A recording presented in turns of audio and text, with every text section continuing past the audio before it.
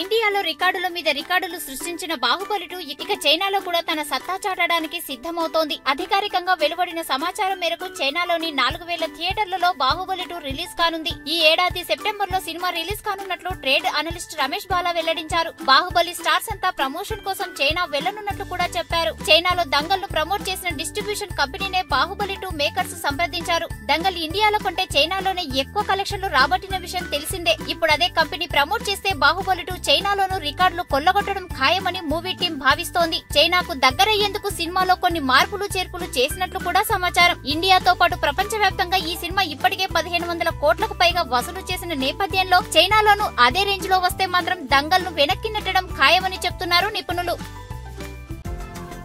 ఈ వీడియో గనుక మీకు నచ్చినట్టయితే లైక్ చేయండి, షేర్ చేయండి, సబ్స్క్రైబ్ చేసుకోండి.